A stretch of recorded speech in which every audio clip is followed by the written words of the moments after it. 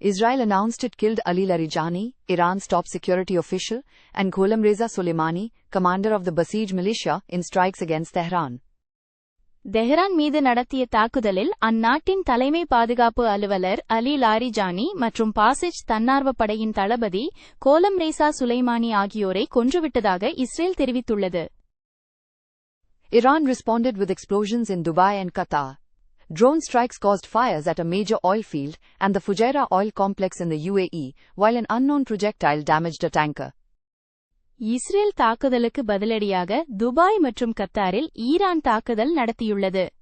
ஐக்கிய அரபு அமீரகத்தின் ஒரு முக்கிய எண்ணெய் வயல் மற்றும் புஜைரா எண்ணெய் வளாகத்தில் ட்ரோன் மூலம் நடத்தப்பட்ட தாக்குதலால் தீ விபத்து ஏற்பட்டுள்ளது. மேலும் அடையாளம் தெரியாத ஏவுகணை ஒன்றால் சரக்கு கப்பல் சேதமடைந்துள்ளது.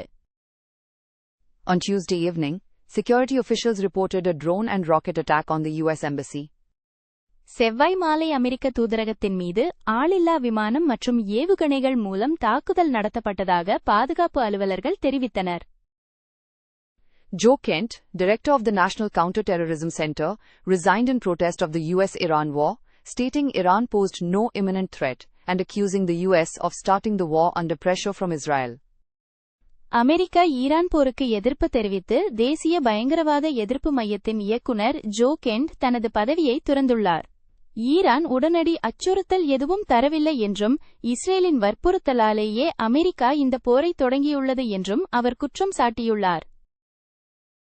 U.S. President Trump postponed a planned trip to Beijing to focus on the West Asia crisis and pressure China regarding the Strait of Hormuz. மேற்காசிய நெருக்கடியில் கவனம் செலுத்தவும் ஹார்முஸ் நீரிணை தொடர்பாக சீனாவிற்கு அழுத்தம் கொடுக்கவும் அமெரிக்க அதிபர் ட்ரம்ப் திட்டமிட்டிருந்த தனது பீஜிங் பயணத்தை ஒத்திவைத்துள்ளார். EU countries Australia and Japan rejected U.S. President Trump's call to reopen the Strait of Hormuz, fearing deeper involvement in the war. Hormuz நீரிணையை திறக்க போர்க்கப்பல்களை அனுப்புமாறு அமெரிக்க அதிபர் ட்ரம்ப் விடுத்த கோரிக்கையை ஐரோப்பிய நாடுகள் ஆஸ்திரேலியா மற்றும் ஜப்பான் ஆகியவை நிராகரித்துவிட்டன. போரில் நேரடியாக சிக்கிக்கொள்ள நேரிடும் என்ற அச்சத்தால் இந்நாடுகள் இந்த முடிவை எடுத்துள்ளன. The Ministry of External Affairs clarified that India has not held talks with the U.S. regarding warship deployment in the Strait of Hormuz, despite appeals from the U.S. President. Hormuz நீரிணையில் போர்க்கப்பல்களை நிலைநிறுத்துவது தொடர்பாக அமெரிக்க அதிபர் கோரியிருந்த போதிலும் இதுகுறித்து அமெரிக்காவுடன் எந்த பேச்சுவார்த்தையும் நடத்தப்படவில்லை என இந்திய வெளியுறவுத்துறை அமைச்சகம் தெளிவுபடுத்தியுள்ளது. The Taliban reported a Pakistani airstrike on a drug treatment center in Kabul, Afghanistan, killing over 400 people. காபூலில் உள்ள போதைப்பொருள் மறுவாழ்வு மையத்தின் மீது பாகிஸ்தான் நடத்திய வான்வழி தாக்குதலில் 400க்கும் மேற்பட்டோர் கொல்லப்பட்டதாக தாலிபான் தெரிவித்துள்ளது. The Indian Ministry of External Affairs reported that over 2.44 lakh Indian nationals have returned from the Gulf region since February 28 due to the ongoing conflict.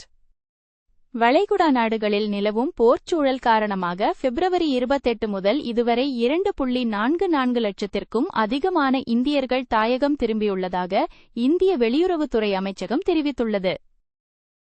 India's wholesale price inflation rose to an 11-month high of 2.13% in February, driven by rising food and crude prices.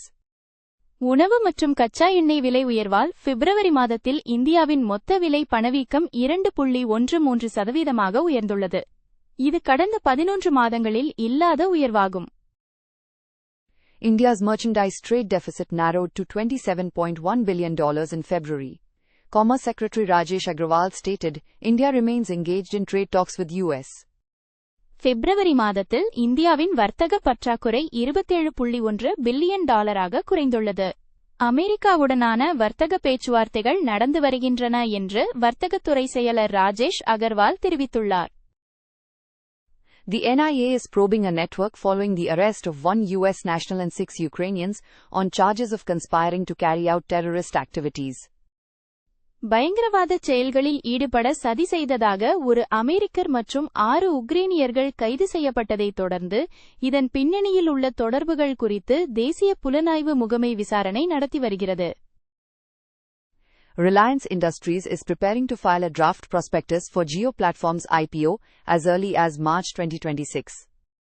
Reliance நிறுவனத்தின் Jio platforms தனது பொதுப்பங்கு வெளியீட்டிற்கான விண்ணப்பத்தை March 2026க்குள் தாக்கல் செய்ய தயாராகி வருகிறது. CEO Jensen Huang introduced the Rubin AI platform, delivering 10 times more performance per watt than previous systems. NVIDIA நிறுவன தலைவர் Jensen Huang Rubin என்ற புதிய செயற்கை நுண்ணறிவு தளத்தை அறிமுகப்படுத்தியுள்ளார். இது 10 மடங்கு கூடுதல் திறனை வழங்கும். Despite rising oil, the S&P 500 closed up 0.25% at 6,716.09, and the Nasdaq gained 0.47%. Indian benchmark indices, Sensex and Nifty 50, also ended higher on March 17, gaining approximately 0.75%.